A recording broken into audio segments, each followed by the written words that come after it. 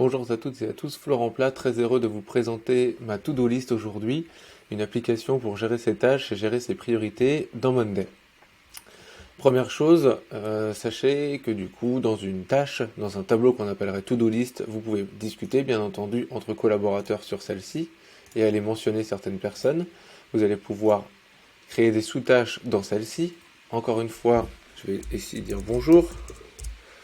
Vous allez aussi pouvoir parler dans les sous-tâches avec vos collaborateurs et notamment dans ces sous-tâches, et comme dans les tâches d'ailleurs, ajouter des checklists. Check 1, CTRL C, hop. Voilà, check 2, check 3.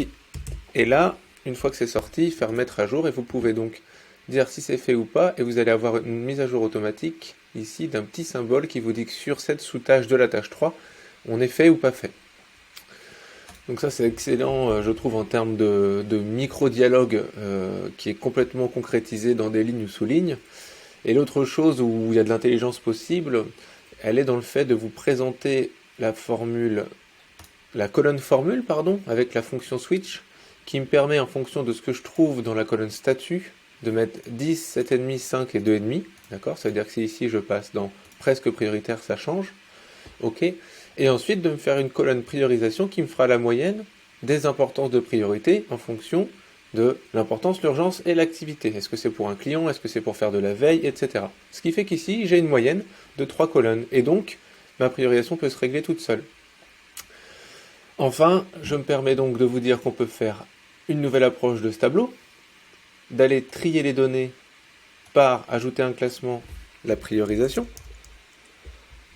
ici, dans l'ordre décroissant, ce qui fait qu'on est automatiquement dans une priorisation. La tâche 6 est plus importante que la tâche 3 dans les règles qu'on s'est données précédemment. J'enregistre l'affichage et on va masquer des colonnes. On va masquer par exemple temps prévu à passer, on va le garder, sous-éléments, qui, statut, note de priorité, note d'urgence, note d'activité, date début, date de cible, date cible je le garde, par contre date réalisation, et je vais enregistrer l'affichage. Et je vais renommer mon petit tableau ici en tableau de priorisation. Et voilà, donne, comme on aime bien le dire par ici, on a la priorité des tâches, lesquelles il faut traiter en première. Et ici, vous pouvez avoir bien sûr tous vos groupes qui vous permettent d'avoir, via des automatisations, les tâches qui bougent en fonction ici de si c'est en retard, faible importance, urgent, pas urgent. Je passe de ça à ça en un clic et je sais directement ce que j'ai à faire. Très bonne journée à tous!